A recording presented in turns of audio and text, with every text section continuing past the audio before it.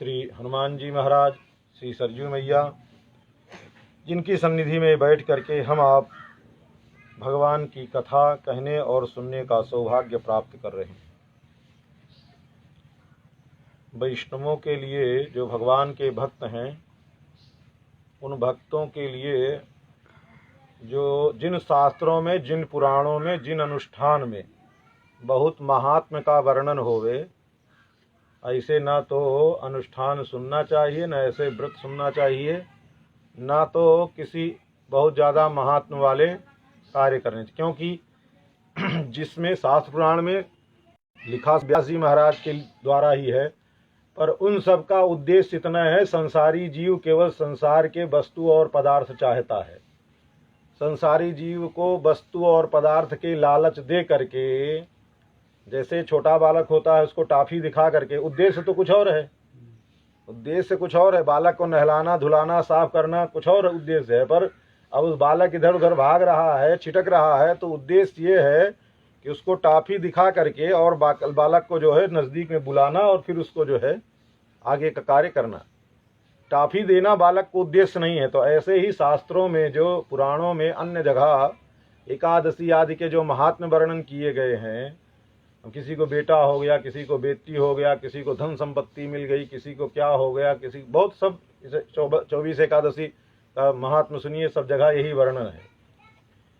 तो ये संसारी लोगों के लिए, जो भगवान के भक्त हो गए हैं, वैष्णव लोग हो गए हैं, उनके लिए तो जिस अनुष्ठान से, जिससे भगवान का सो सब कर्म धर्म जरि जाहू, जह न राम पद नेव निबाहू, जहाँ भगवान के प्रेम की बात होवे। इसीलिए भागवत एक, सारे शास्त्रों में जितने भी पुराण, जो भी शास्त्र लिखे गए हैं, उन सब में, और सब में ये पढ़ो तो ये होगा, ये होगा, पितर हो जाएंगे तो बेटा हो जाएगा, तो बेटी हो जाएगा, धन संपत्ति से सुखी हो जाएगा, सारे महात्म सभी में वर्णन है। पर भागवत जी का उठा करके देखिए, क्योंकि वो भगवान के जो विशुद्ध भक्त हैं, वैष्णव हैं, उनके लिए ग्रंथ है। किसी भी भागवत के अंत समाप्ति पर कहीं कोई इस प्रकार का महात्म नहीं। हाँ, अगर महात्म बताया भी गया है तो शरीर, भगवान हृदय में प्रवेश करेंगे, भगवान की प्रेम की प्राप्ति होगी, हृदय में जो दुष्टता है, हृदय में जो ईर्ष्या द्वेष है वो नष्ट हो जाएगा, हृदय का जो रोग है वो नष्ट हो जाएगा। इस तरीके की अगर कोई बात भी कहीं लिखी गई है तो इस तरह कहा गया है।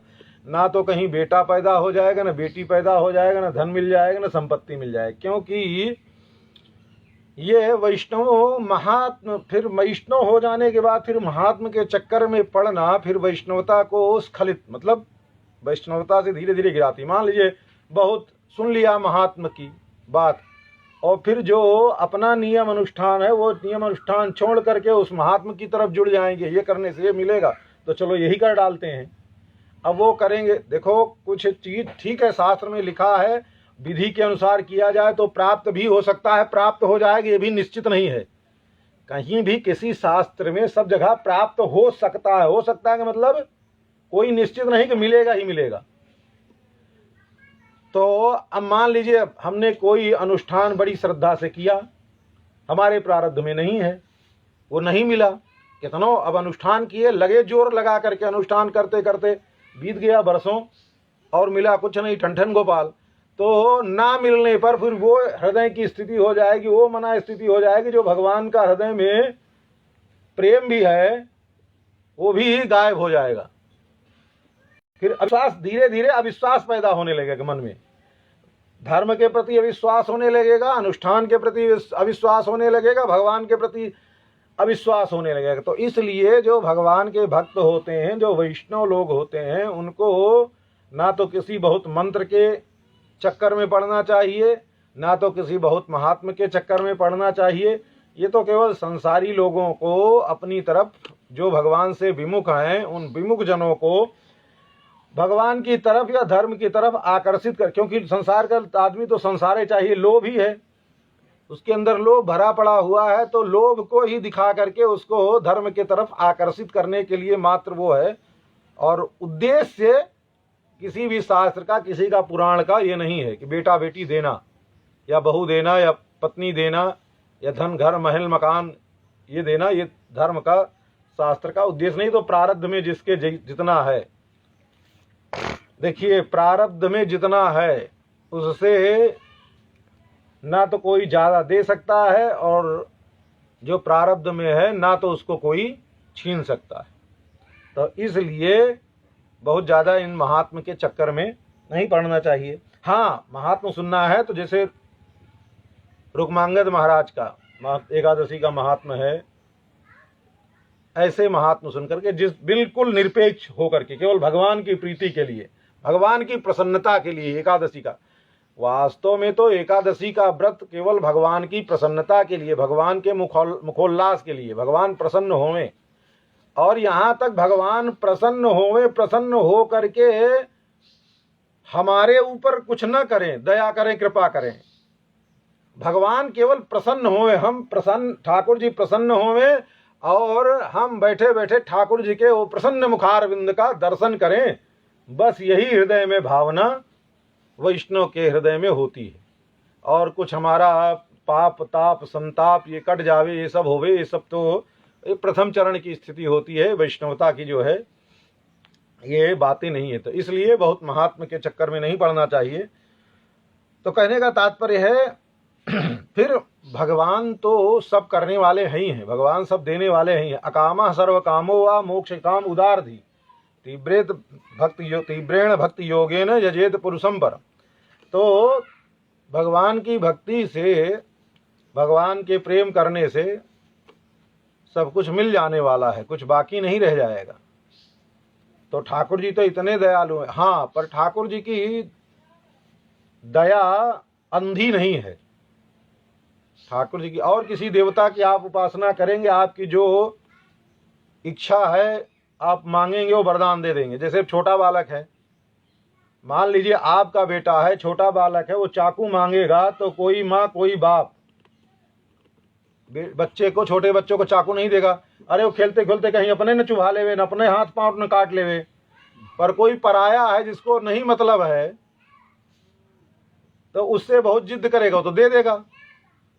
पराया आदमी तो दे देगा ना, उसको कोई मतलब नहीं है, क्योंकि वो हितैषणी नहीं है ना, हितैषी नहीं है। उसको तो अपना काम साधना है, जो अपना काम साधने वाला है। तो इसलिए भगवान तो जीव के सर्वथा सुहृद है ना, परम हितैषी हैं भगवान। तो भगवान, अब जैसे नारद जी महाराज गए भगवान के पास, कहे महाराज हमको जो है सुंदर मुख दीजिए। तो नारद जी तो भगवान के भक्त हैं। भगवान ने नारद जी को वही जो नारद जी के लिए उपादेय था, नारद जी का ब्याह हो जाता और पड़ जाते चक्कर में, खटर पटर में, तो नारद जी की तो सब छीछा लेदर हो जाती। तो ठाकुर जी महाराज सोच समझ कर किसको किस, जिसको दुल्हन चाहिए ठाकुर जी महाराज उसको दे देते हैं। जैसे कर्दम महर्षि हैं, कर्दम महर्षि ने कहा कि प्रभु हमको विवाह करना है। हाँ, वो विवाह के उपादेय थे, उनकी आवश्यकता थी। और ठाकुर जानते हैं विवाह करके भी ये इधर उधर भटकेंगे नहीं, तो उनको दे दिया वरदान कि हाँ दुल्हन मिल जाएगी। तो कहने का तात्पर्य है ठाकुर जी महाराज जीव के गुण स्वभाव और सब कुछ देख करके कैसे इसका पतन, वही चीज देंगे, वही करेंगे जिसमें कि जीव का पतन न होवे। तो इसलिए ठाकुर जी महाराज के भरोसे, और ठाकुर जी से यहाँ तक कि भक्ति की जो पराकाष्ठा है, भगवान की जो भक्ति है, उस भक्ति में तो भगवान से भी कुछ नहीं मांगा जाता। भगवान से भी मांग करके भगवान को परेशान करने का, भगवान से मांगने का मतलब है कि भगवान को परेशान, भाई भगवान से हम मांगेंगे तो भगवान को वो कार्य करना पड़ेगा कि नहीं करना। काम कराना किससे काम कराया जाता? स्वामी से काम कराया जाता है, एक सेवक से। तो हम भगवान के भक्त हैं, हम प्रेमी हैं, भगवान के दास हैं, और भगवान को काम करने के लिए कह रहे हैं कि फला काम हमारा कर दो, फला काम, तो हमारा तो दासत्व नष्ट हो जाएगा। हम तो फिर स्वामित्व के पहुंच जाएंगे कि हमारा, भाई जिससे हम बार बार कहेंगे काम कराने के लिए, फिर हम उसके दास ना होकर के वही हमारा दास होगा, यही ना स्थिति होगी। तो इसलिए भगवान से भी कुछ नहीं मांगना, क्योंकि जो भगवान सर्वज्ञ हैं, जो भगवान ऐसे तो है नहीं भगवान को कुछ पता नहीं। चींटी के पग घूंघुर बाजे सो भी साहिब सुनता है। भगवान तो ऐसे हैं कि एक नहीं, प्रत्येक जीव में हाथी से लेकर के प्रत्येक पशु पक्षी से लेकर के मनुष्य से लेकर के कोई व्यक्ति कब क्या किस क्षण में सोच रहा है और किस व्यक्ति को कब क्या आवश्यकता है, ये प्रत्येक क्षण ठाकुर जी महाराज को सब पता है। अपने सब को ना अपने नहीं पता है कि 2 क्षण पहले होता नहीं कभी कभी कि भैया कोई बात होती भूल जाते हैं, फिर उसको याद करते करते खोपड़ी चक्कर में आ जाती है, पता नहीं क्या कुछ काम बताना था पर याद ही नहीं आ रहा, पता नहीं क्या काम। ये तो अपना एकदम थोड़ा मोड़ा काम चलाओ ज्ञान है ना, पर ठाकुर जी महाराज का तो ज्ञान विभू है, व्यापक है। वो ठाकुर जी महाराज के ज्ञान में कोई कमी नहीं है। ठाकुर जी महाराज अपना तो छोड़ दीजिए, पूरे संसार में कोई भी ऐसा जीव नहीं है जिसकी चींटी से लेकर के ब्रह्मा पर्यंत किसको कब क्या सोच रहा, इतने नहीं चाहिए क्या कब सोच रहा है क्या कर रहा है, ठाकुर जी महाराज को सब पता है। तो ऐसे जो ठाकुर जी महाराज हैं, ऐसे जो करुणा निधान हैं, उनसे हम कहें तो ठाकुर जी की को भी अज्ञानता न साबित करेंगे। अगर ठाकुर जी सर्वज्ञ हैं, सब जान रहे हैं, हमारे हृदय में हम क्या सोच रहे हैं ये भी ठाकुर जी को पता है, तो अब ठाकुर जी से हम कुछ मांगे कुछ कहें तो ठाकुर जी के अंदर न्यूनता लानी ना भाई, ठाकुर जी के अंदर न्यूनता न लानी भाई कि ठाकुर जी महाराज सर्वज्ञ नहीं है, हमको बताना पड़ रहा है ठाकुर जी महाराज को कि प्रभु हमको ये चाहिए। ऐसा भी नहीं। जो भक्त होते हैं वो भगवान के भरोसे रहते हैं, कभी कभी हनी हना, कभी मोठी चना और कभी वो भी मना, और सब में अलमस्त रहना। ये भी नहीं कि खूब चकाचक मिल गया तो खूब जय जयकार की, और जिस दिन फाके पड़ गए उस दिन बैठ करके ठाकुर जी को जो है उलाहना देना शुरू कर दिया। ऐसा नहीं। ठाकुर जी जिस परिस्थिति में रहे, जाही विधि राखे राम ताही विधि रहिए, ऐसा भगवान के भक्तों का स्वभाव होना चाहिए, ऐसा स्वभाव बनाना चाहिए। जा तो उस भक्त के हृदय में ठाकुर जी महाराज सो राउर तव गे। तो ठाकुर जी महाराज ऐसे भक्त के हृदय को अपना घर बना लेते हैं। ठाकुर जी महाराज ऐसे भक्त के हृदय में निवास करने लगते हैं। और भक्त का स्वभाव जो होता है वो भक्त सबके अंदर भगवान को देखता है। भक्त जो होता है वो सबके अंदर भगवान को देखता है, पर अपने अंदर सारी कमियां ढूंढता है। सिया राम में सब जग जानी, करहु प्रणाम जोर जुग पानी। भक्त का स्वभाव तो होता है सबके अंदर गुण देखना, सबको भगवान का स्वरूप देखना, सब भगवान की लीला है ऐसा समझना। पर जितना दोष है, जितना दुर्गुण है, सब अपने अंदर ही आधान करते रहना, सारा चिंतन अपने अंदर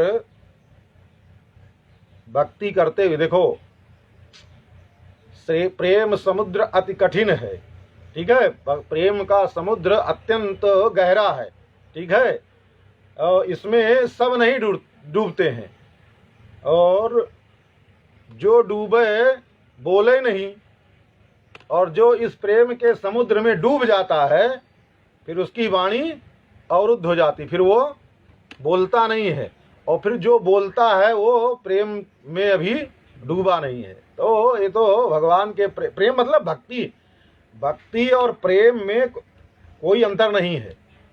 भगवान के प्रति जो है प्रेम वही भक्ति है, संसार के प्रति जो प्रेम है वही वासना है, ठीक है। भगवान के प्रति जो प्रेम किया जाता है वही उपासना है, वही भक्ति है, ठीक है। और जो संसार के प्रति प्रेम किया जाता है, संसार के प्रति जो चाह है वही वासना है, वही काम है, चाहे जिस गणना में ले लीजिए। है अपने अंदर प्रेम, है अपने अंदर प्रेम, अब उसको लगाना किस तरफ है। संसार की तरफ लगाएंगे तो बिगड़ जाएगा, और भगवान की तरफ लगा देंगे सब कुछ बन जाएगा। तो कुछ करना नहीं है, केवल अपने वृत्तियों को, मन की जो वृत्तियां हैं, जो हमारा स्वभाव है, उस स्वभाव को बदल करके ठाकुर जी की तरफ केवल मोड़ देना है, बस वो सन्मुख करना है। जो तुलसीदास जी महाराज ने कहा ना, सन्मुख हो जीव मोहि जो वही है। सन्मुख का तात्पर्य यही है, सब ठाकुर जी महाराज के सन्मुख, ठाकुर जी की ओर चलो, बस केवल यही सन्मुख का। और उतने जब हो गया, सन्मुख हो गए, सन्मुख और विमुख होते हैं ना, कहते हैं ना भैया ये सन्मुख है विमुख है। तो सन्मुख विमुख का मतलब यही है कि ठाकुर जी महाराज के सन्मुख हो जाए, ठाकुर जी महाराज के अनुकूल हो जाओ, और सन्मुख हो जीव मोहि जबहि, तो आगे क्या होगा, जन्म कोट अघ नासों तबहि। और सारा जितना भी है ठाकुर जी महाराज के सन्मुख होते हुए जी सारा काम अपने आप होने लग जाएगा। तो इसलिए भगवान से ना तो कभी कुछ मांगना, ना कुछ वैसा अनुष्ठान करना। स्वामी जी महाराज हमारे तो बताते थे, कथा सुनाते थे, चर्चा बताते थे। एक चर्चा थी, एक महात्मा थे, अयोध्या के ही थे। वो महात्मा के पास गए और जा कर के कि महाराज जो है ऐसा है कि अब चुनाव चल रहा है राष्ट्रपति का। बहुत पहले की बात है, उस समय जब बहुत पहले की बात है, लगभग एक अंत्यज थे, वो अंत्यज क्या म्लेच्छ थे, वो चुनाव लड़ रहे थे राष्ट्रपति का। तो उन्होंने कहा महाराज ऐसा अनुष्ठान आप बताओ, ऐसा अनुष्ठान बताओ कि हम अनुष्ठान करें तो महाराज राष्ट्रपति के चुनाव में लड़ रहे हो, भारत के राष्ट्रपति वो न बने। तो महात्मा ने कहा कि भैया आप साधु हैं? बोले हाँ। घर द्वार छोड़ दिए हैं? बोले हाँ। भजन करने के लिए आए हैं? बोले हाँ। बोले तो क्या चाहते हो कि जो ये भजन वजन है, ये जटाजूट है, सब खत्म करना चाहते हो? बोले क्यों महाराज? बोले अनुष्ठान आप करोगे। भाई अनुष्ठान करोगे किसी दूसरे के लिए, उसका प्रारब्ध थोड़े ना छीन लोगे, जिसका प्रारब्ध सामने वाले का है। अगर सामने वाले को राष्ट्रपति बनने का उसका प्रारब्ध है तो प्रारब्ध तो उसको ले जाएगा, राष्ट्रपति तो बनाएगा ही, आपका सत्यानाश हो जाएगा। अनुष्ठान कर लोगे, अनुष्ठान पूरा नहीं होगा तो जो साधुता है, जो भगवान के प्रति भक्ति है, और जो अभी तो बड़ा आप दिखा रहे हो, चाहे हिंदुत्व समझो, चाहे सनातन धर्म के प्रति प्रेम समझो, चाहे जो कुछ समझो, अनुष्ठान करने के बाद भी आपके अगर वो राष्ट्रपति हो गया तो क्या होगा? फिर जो अनुष्ठान के प्रति प्रेम है, जो भक्ति है, जो सनातन धर्म के प्रति प्रेम है, ये भी सब झूठा लगने लगेगा, सब बिगड़ जाएगा। इसलिए ये सब करना ठीक नहीं है।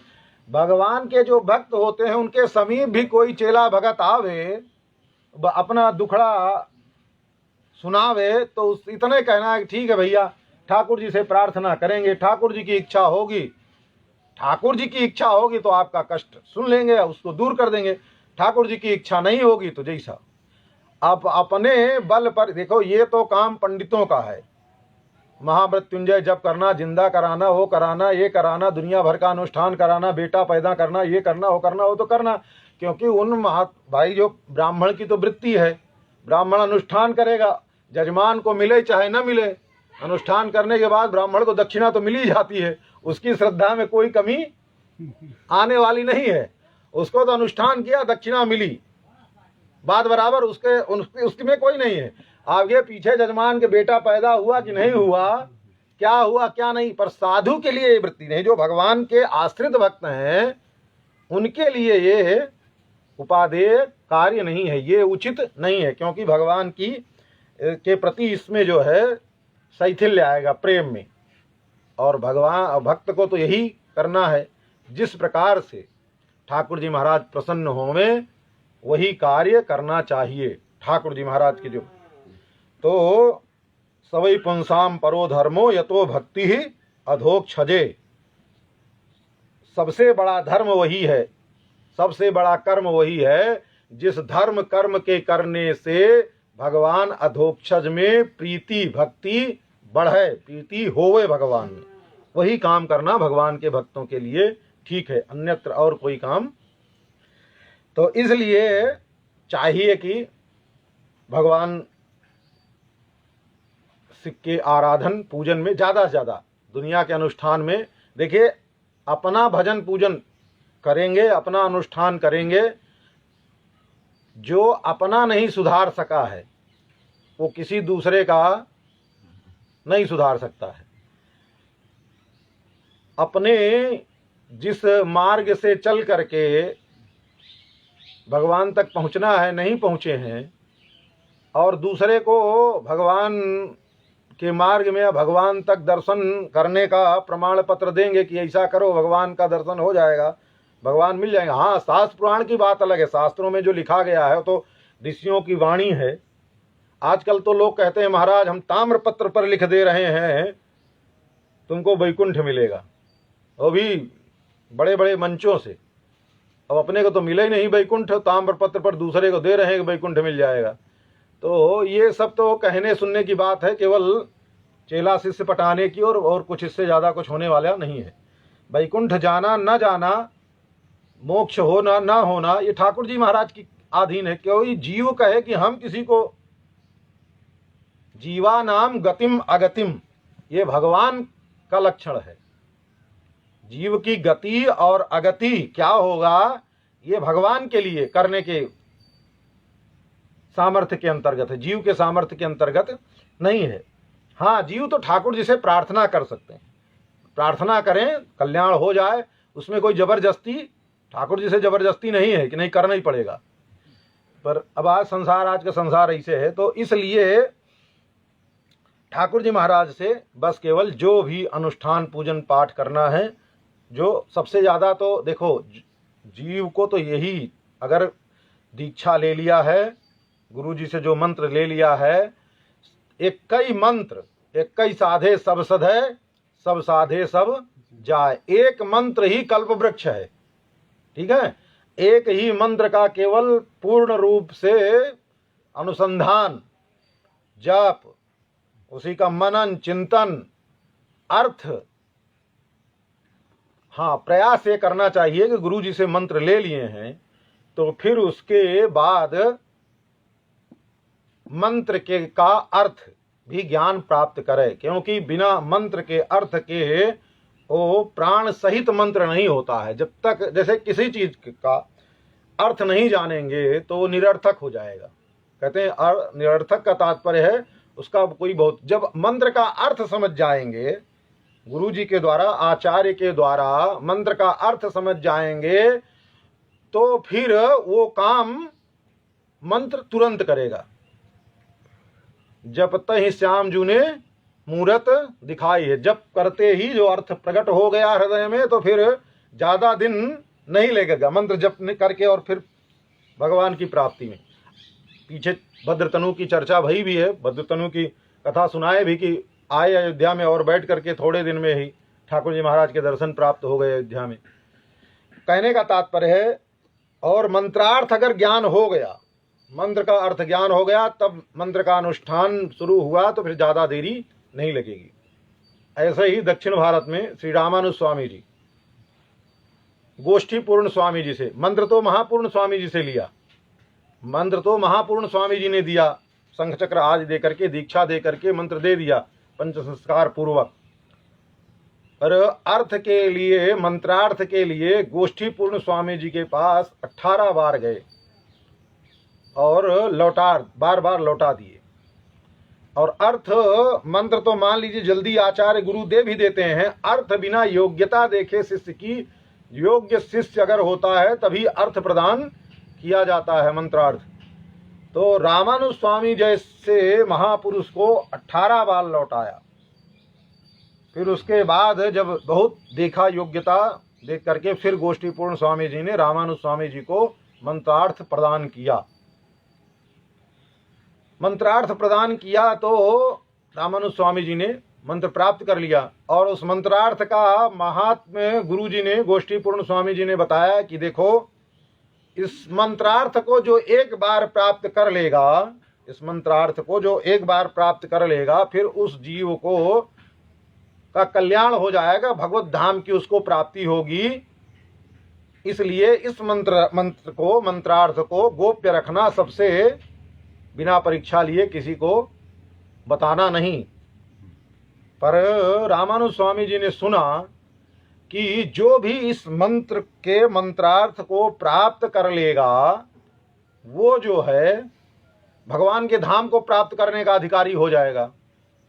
तो रामानुज स्वामी जी को दया आ गई कि गुरु जी ने तो बहुत दिन से छुपा करके रखा, किसी को नहीं बताया था, और इतना दुर्लभ और इतना भगवान की कृपा को प्रदान करने वाला ये है कि भगवान के धाम को प्रदान करने वाला, अगर इस मंत्र को हम जितने अधिक से अधिक लोगों को सुना देंगे तो उनको भगवान के धाम की प्राप्ति हो जाएगी। तो गोपुर है आरूढ़,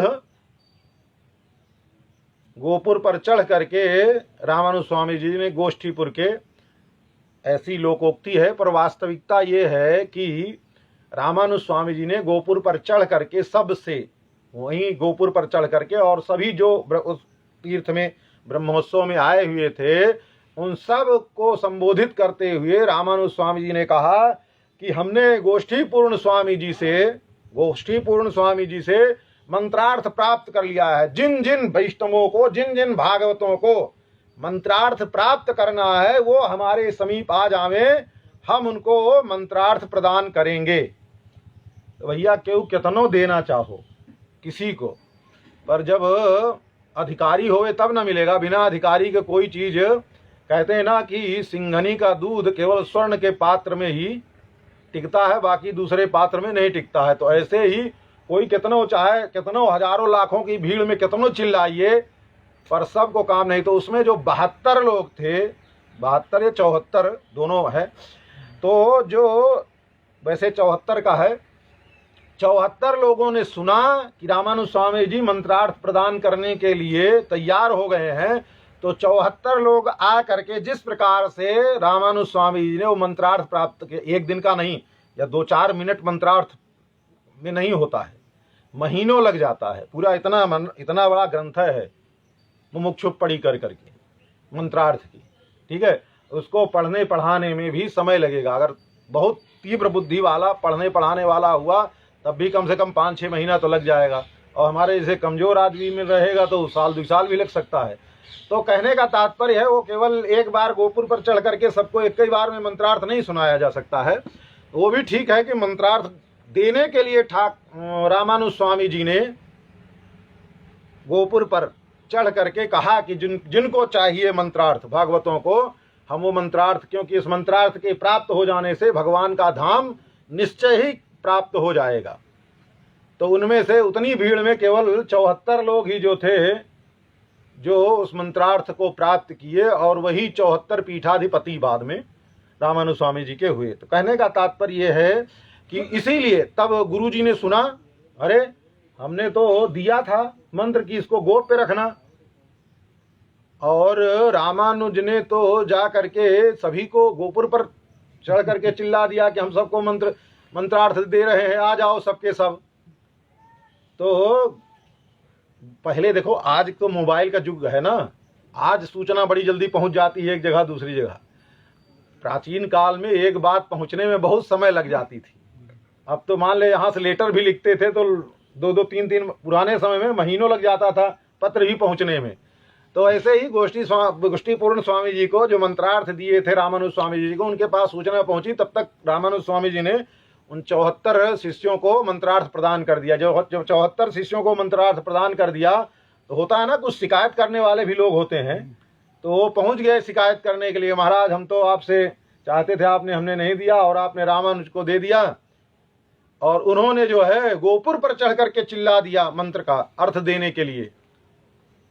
गुरु जी नाराज भाई, अरे हमने तो योग्य शिष्य समझ करके दिया था मंत्रार्थ, और ये क्या किया गोपुर पर चढ़ करके। गोपुर मतलब मंदिर का जो शिखर होता है दरवाजे का, दक्षिण में गोपुर होते हैं बड़े बड़े ऊंचे ऊंचे, और उस पर चढ़ करके चिल्ला दिया।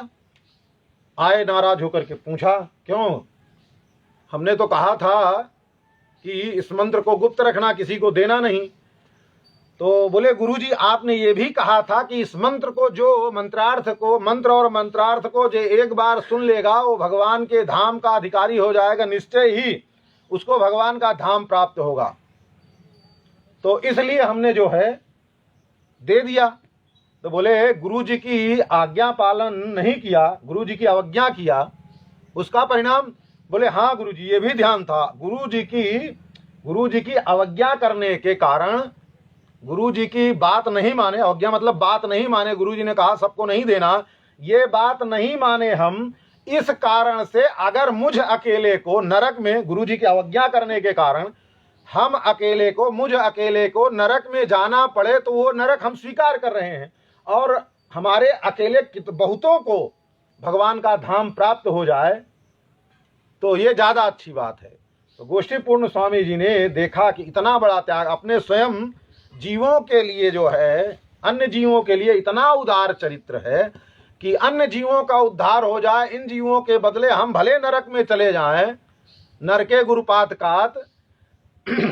तो ऐसा उदार, तब गोष्ठी पूर्ण स्वामी जी ने कहा कि निश्चय ही कि तुम जो है सभी जीवों के उद्धार करने के लिए तुम्हारा प्रागट्य हुआ है, और प्रसन्न हो गए आचार्य, तुमने कोई अवज्ञा नहीं की, हम प्रसन्न हैं तुम्हारे ऊपर। गोष्ठी पूर्ण स्वामी जी प्रसन्न होकर के चले गए। तो कहने का तात्पर्य है कि मंत्रार्थ प्राप्त करने के बाद ही मंत्र में प्राण आता है, और जैसे बिना प्राण के कोई चीज होवे तो वो बहुत ज़्यादा काम नहीं करती है। तो इसलिए मंत्र और मंत्रार्थ गुरु से प्राप्त करके और तब उसका अर्थ के सहित मंत्र का अनुसंधान करते हुए जब जप प्रारंभ होगा तब वो मंत्र बहुत जल्दी लाभ करेगा।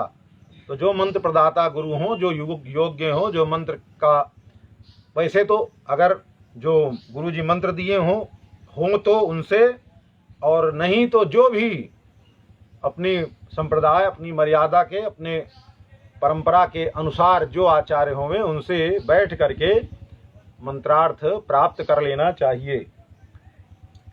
आज यहीं तक, बाकी चर्चा फिर कल के सत्र में। बोलिए श्री अयोध्यानाथ भगवान की जय, श्री रंगनाथ भगवान की जय, श्री लक्ष्मी नारायण भगवान की जय, श्री सीता रामचंद्र भगवान की जय, श्री वृंदावन बिहारी लाल की जय, श्री हनुमान जी महाराज की जय, श्री सरयू मैया की जय, श्री अयोध्या धाम की जय, सब संतन की जय, सब भक्तन की जय। जय श्री सीताराम, जय जय श्री राधे श्याम की जय।